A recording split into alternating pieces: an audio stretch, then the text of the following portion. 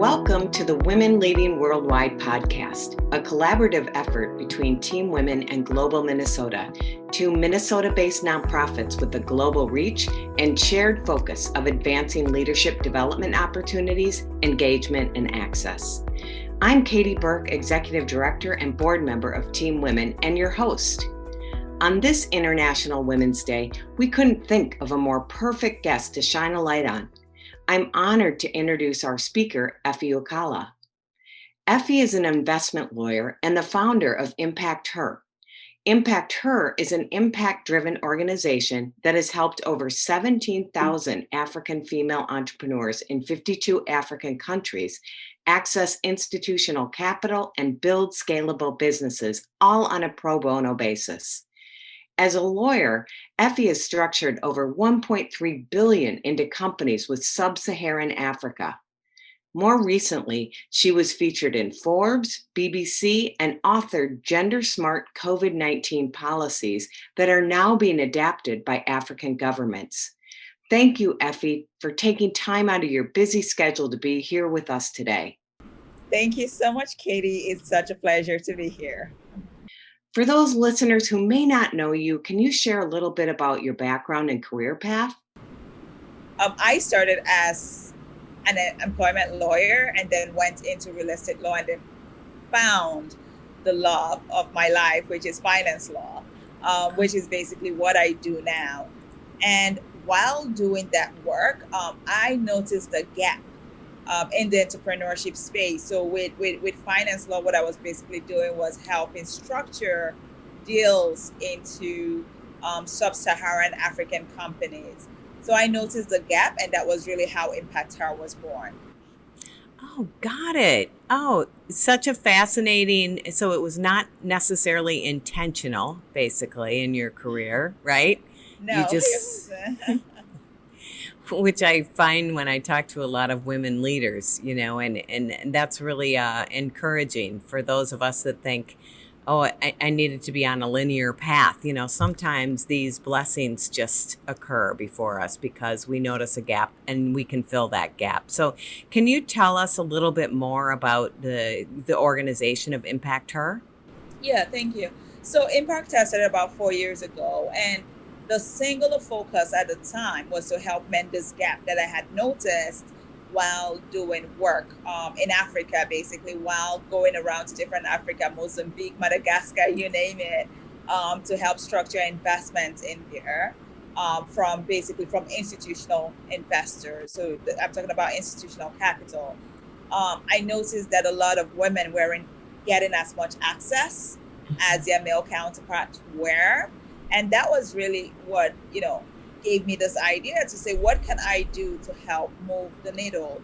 What can I do to help create this change, while also recognizing that there weren't a lot of women sitting in the position that I was at the time, meaning there weren't a lot of women that were participating in investment committees. These were committees that made decisions as to who got what and how much, right? So I figured, take this background that I had at the time and devise something that would work for women to help them bring them to the table to prepare their businesses and to give them that access.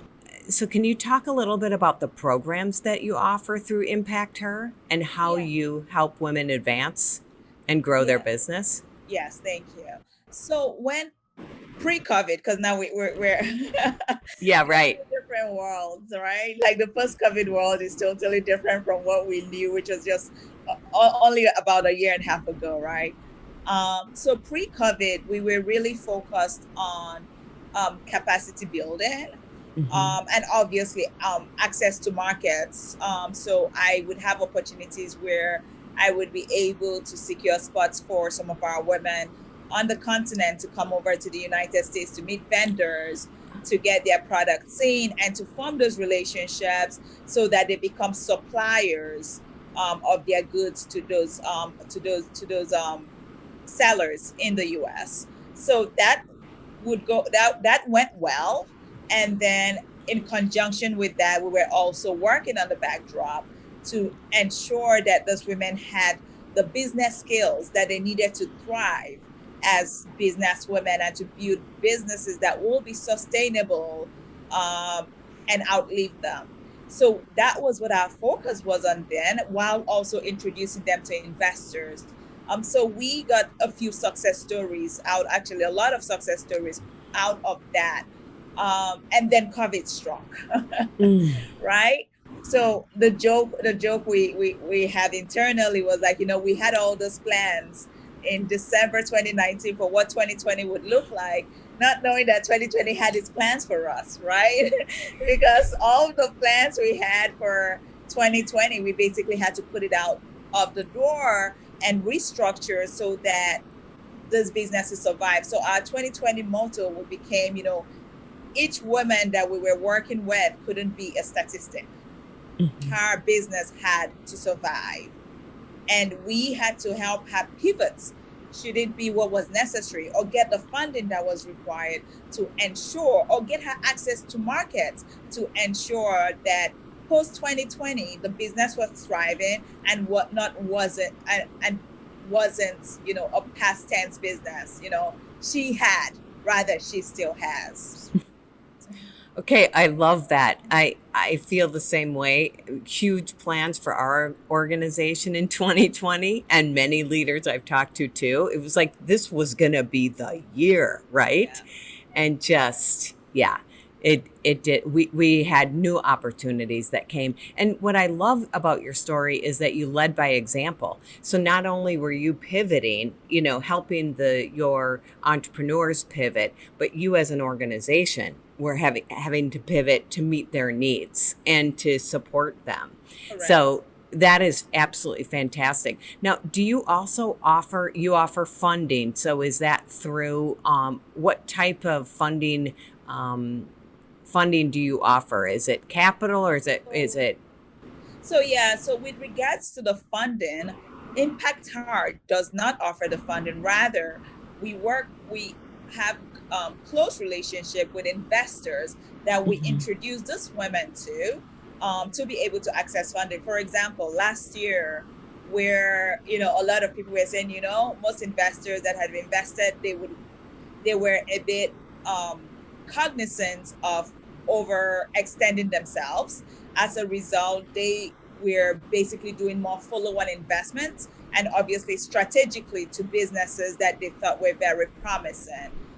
So it wasn't, it was a great year for many, but I think luckily out of that, we worked with a group of women, and last year we were able to help connect women, and they were able to raise about $570,000 by the end of last year, by December, and I'm not saying these weren't promises made, these were documents signed to say we have made a commitment to invest in your business as an investor.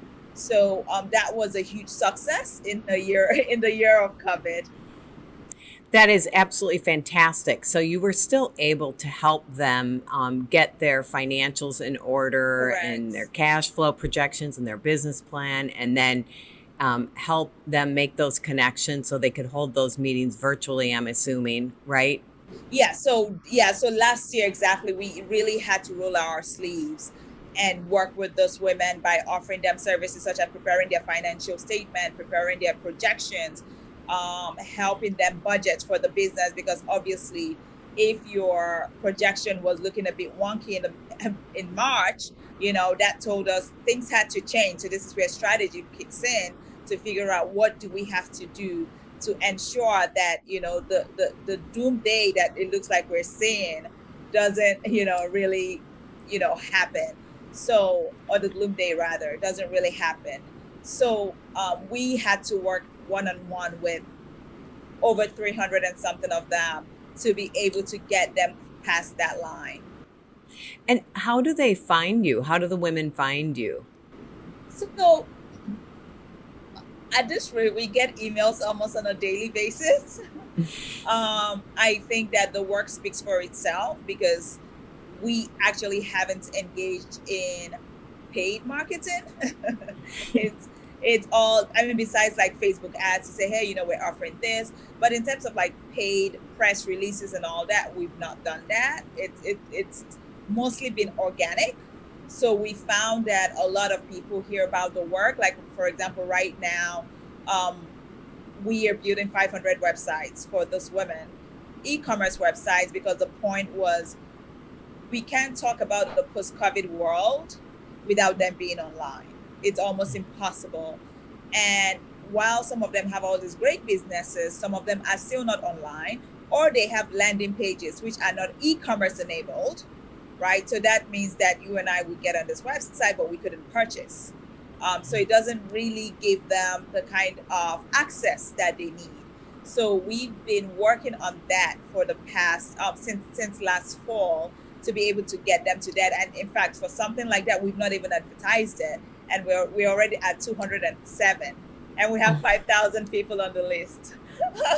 So yeah. Oh my gosh. How many are on your team that work with the entrepreneurs? Yeah, so we have an internal team of about 12 staff members that are working, be it on the website and in different capacities. Yeah. What are the locations that they're in? Our team the team is based in Africa, and the women we also helped are based in Africa. Mm-hmm. And what I see too, that one of the things I was going to ask you too was one of the success stories. So what's your favorite one? Because there's so many good ones on your website. I think, again, there have been amazing stories, and we're most grateful for that, because we think it's really incredible and a blessing that those women are also able to trust us with their businesses, to be able to guide them. But I would share one with you, besides the ones where we help raise funds.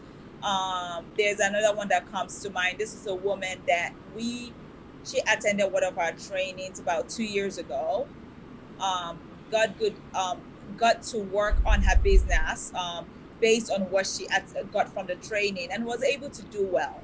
Now COVID struck, and she's in the food business, and she was a bit devastated because she had an eat-in restaurant, which obviously everywhere in the world, all restaurant owners are suffering at this point economically because they've been highly hit. And she scheduled the meeting and said, "Look, Efe, I'm not sure what to do." Right? So immediately what we then did was we had strategy sessions with her, where she had one meeting each month for about 3 or 4 months. And with each strategy meeting, what we were doing was, how can we help you pivot? And how can we reposition you in the market? Out of the meeting, we gave her ideas. We're like, you are already in the food business. You already provide cooked food to people. They come in to eat. How about you?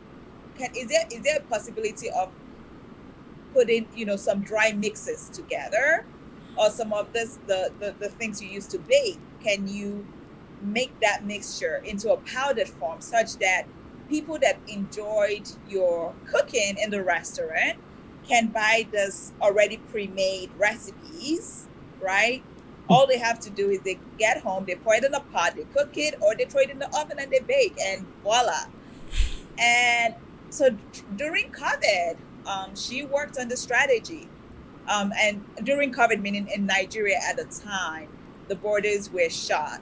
People weren't really allowed to go out that much, right? There were lots of movement restrictions. So during that period of time, she worked on her design on what this product will look like, tested the product and everything. And by the time the country began to open, she went out, printed her boxes, and within 3 months of that, she called me, and because she was so excited, and she said, "Look, guess what? I have made more profit in my business 3 months outside of COVID than I had ever made before." Because what was going on was that she put on store shelves, and people were just buying, right?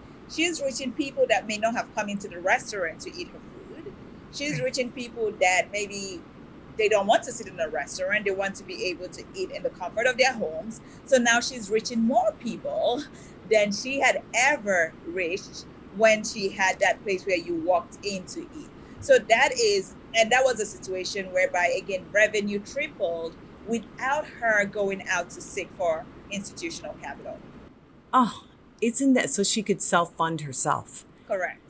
I Oh, mean, I'm sure that there will come a time where she exactly. would She'll want want to to scale. scale. Yeah, Exactly. But the point was that she was able to do this without seeking a loan, without, exactly. and able to keep, her business afloat. That is so inspiring, Effie. I cannot, just for you, in the midst of what we're all going through personally, for you to be a shoulder there and a mind to help her navigate that, plus your team, is so uplifting. And you're doing this all, leading this nonprofit while you have a really successful day job, right? So you're really balancing a lot. So kudos to you and the impact that you're I making. reserve the weekend. I spend the weekend on ImpactHER stuff. Yeah. How do you do it all? I mean, how do you spend time on your own self-care? How do you take care of yourself? Great question. I have a few hours at night to sleep. I think it's really, for me, I think I have been lucky enough to be able to learn how to balance things. In the day, obviously, I focus on my work at the firm, and obviously on the weekends, that is the free time I have, and then I use that to give back.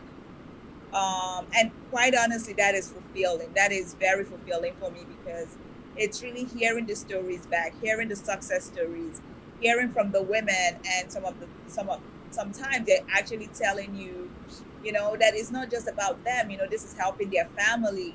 A lady that we had helped secure some institutional capital, she actually reached out to us before she called her husband to say she was walking out of the meeting and she said no, she had to call that.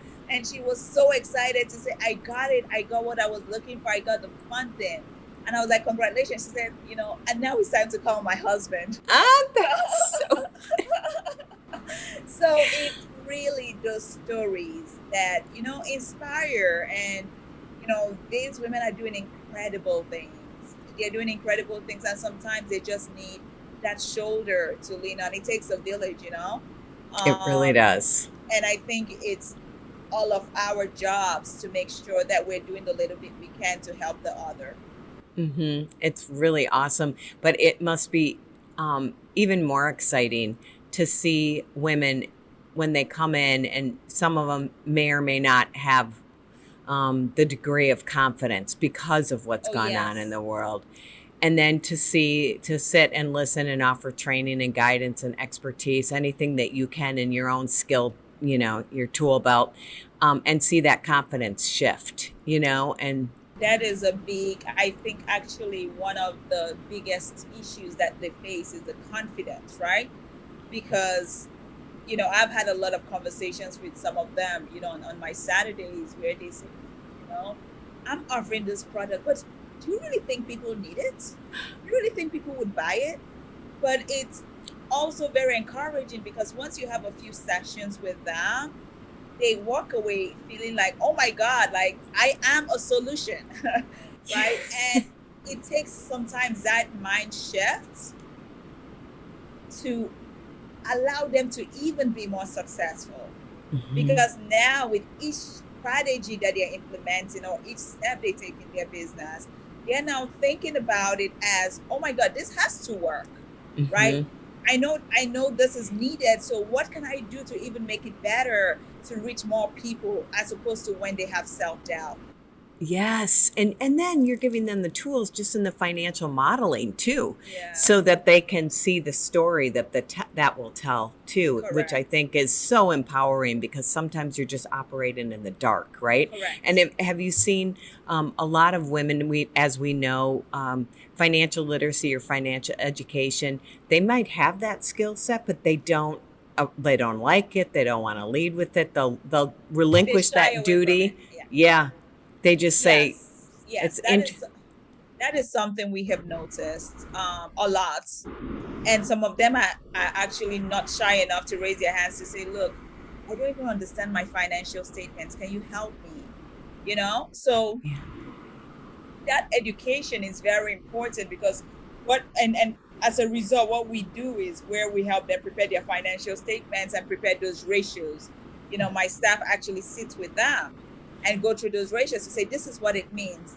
And that story actually helps you more than you can ever think, because some of these stories, when my staff go through them, like going through the ratios with them to tell them what the stories behind it is, I hear words like, you need to figure out if you can get a better manufacturer. You need to figure out if you need to, like, how you can source more in bulk. Yep. This is really just from your financial statements. But sometimes people just look at it and say, oh, profit and loss. It's more than that. Understand your ratios. And that is what we also focus on, so that it guides them to the right path and they know what they need to do to be able to, have maybe cost saving mechanisms for the business, or even run profitable businesses. Exactly. I know. Just finding what little cost of goods sold things you can tweak, right? Yeah. Just to increase profitability, and you don't know what you don't know. So having experts like you on your team then it takes something that's so big and overwhelming, and it just boils it down to just specific tasks that they can just say, oh, hey, I just need a different manufacturer. I know what questions to ask. And that's empowering too. That's really empowering. Information is such power. Can you share anything more on your programs? Yeah, so this is, that's where we have different speakers with different specialty that come, different experts basically that speak to the women.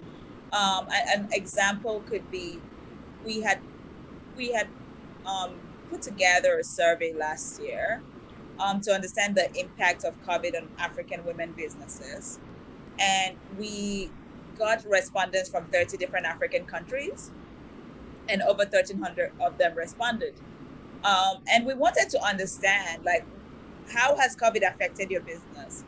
And in so doing, what was a bit shocking to us was the amount of people that had indicated that COVID had a mental health impact on them. But obviously with that data, we had to extrapolate by using coded data, right? We had the neuroscientists who reviewed that part of the data. And we found that I think about 46% of them were exhibiting the symptoms or exhibiting like stress-related matters in their reports. And as a result, it occurred to us that more people were suffering in even a non-economic sense, right? Like, put out the economic perspective, the impact on their business from a financial perspective, but like, how are they really doing? And obviously you can't, I think it's difficult for an entrepreneur to go out and succeed in the world if they're not feeling quite balanced, right? Or if they're feeling a high level of stress. So as a result of noticing that, we had medical doctors, and one of them was from McLean, and McLean is the mental health arm of Harvard University. So we had a psychiatrist from there. We had therapists who came in to talk to our women about how do you manage stress in such a difficult time, because obviously it's the stress of the business. Absolutely. It's the stress of their family. Some of them were losing loved ones. How do you manage it all and still be able to keep your head up high and try to run a profitable business? So we had a lot of those sessions which were quite successful, and I was very impressed by the women because they were I was surprised at what came out of the room, because they were very open in discussing these issues without shying away from it, right? So it was very productive. So that is an example of where we would bring in an expert. So I think I would call this maybe a group counseling session to speak with them. But going beyond that, we're now working on something that would allow them to actually have one-on-one session with therapists using telemedicine. So we're working on that, because that allows them to sit in the privacy of their home to be able to get the help that they need, if they need it. And or if they just want to talk to someone. Exactly. that is really an exciting program that you have in the works, and I wish you great success with that. Yeah. Yeah, I just think that's fascinating, and again, it just shows, again, you're very entrepreneurial yourself. The spirit is in you, so not only, and you could do multiple initiatives, and you could have them all running at the same time, fueled by your passion, which is really inspiring, and you're making an impact for so many lives across the globe. So I am just really grateful to have this chance to talk to you today. How can listeners support ImpactHER and or connect with you? Thanks. They can email us at hello, HELLO, at impacther.org or PR@impacther.org. Terrific. So thank you again for your time and for all that you're doing to affect change and help lives of others. We appreciate it. Thank you so much. I appreciate it.